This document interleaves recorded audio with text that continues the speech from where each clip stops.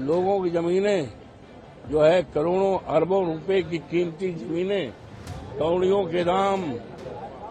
के दाम बेचा है कि अब देश में धर्म पर आधारित राजनीति नहीं चलेगी। अब राजनीति चलेगी बाबा साहब भीमराव अम्बेडकर के संविधान को लेकर। यह है समाजवादी पार्टी के फैजाबाद से सांसद अवधेश प्रसाद, जिन्होंने अयोध्या का मुद्दा उठाते हुए बीजेपी को न सिर्फ घेरा बल्कि कई तरह के गंभीर आरोप भी लगाए। इसके साथ साथ आरोप ये भी लगाए कि अयोध्या में भारी पैमाने पर जमीन की खरीद फरोख्त हुई है। सपा सांसद अवधेश प्रसाद ने बीजेपी पर बड़ा आरोप लगाते हुए कहा कि पूरे देश में अयोध्या के नाम पर राजनीति की गई और व्यापक व्यापार किया गया। अयोध्या में बहुत बड़े पैमाने पर जमीनों की लूटपाट हुई है। सपा सांसद अवधेश प्रसाद ने कहा कि करोड़ों अरबों रुपए की जमीन कौड़ियों के भाव ली गई। इसे लेने वाले कोई साधारण लोग नहीं थे, ये सब बड़े लोग हैं, ये सब बीजेपी के लोग हैं, उनसे संबंधित लोग हैं। ये जमीन किसी भारी की नहीं थी, ये जमीन देवतुल्य किसानों की थी। किसानों को तो हम भगवान मानते हैं। अगर भगवान के बाद इस धरती पर किसी का सम्मान है, आदर है, तो वो किसान है।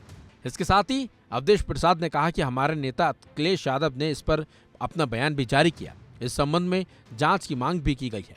अखिलेश यादव से मिलकर इस संबंध में बात करेंगे। ये मामला गंभीर है तो इसे गंभीरता पूर्वक लेकर उच्च स्तरीय जांच के बाद ही दूध का दूध पानी का पानी होना चाहिए। इसमें बहुत से लोग कानून के शिकंजे में आएंगे।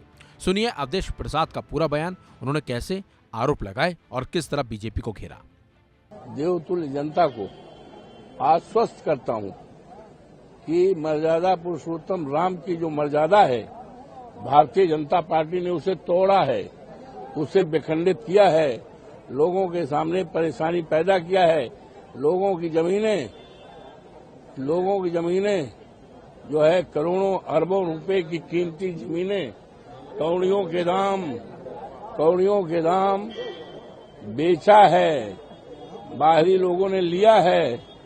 अब जो है हम पूरी तरह से और वाजिब जो मुआवजा होता है, मुआवजा नहीं मिला है, मुआवजा दिलाने का काम करेंगे और उच्च स्तर से हम जांच भी कराएंगे कि जमीन का कहां का घोटाला हुआ है। ये बड़ा मामला है और मर्यादा पुरुषोत्तम राम की धरती से। और ये एक मैसेज यहां से गया है कि अब देश में धर्म पर आधारित राजनीति नहीं चलेगी। अब राजनीति चलेगी बाबा साहब भीमराव अम्बेडकर के संविधान को लेकर, आरक्षण को लेकर, विकास को लेकर और बेरोजगार नौजवानों को सरकारी नौकरी के और सेना में जो हमारे नौजवान हैं जिनका अपमान हुआ है, उनके नौकरी रेगुलर भर्ती के रूप में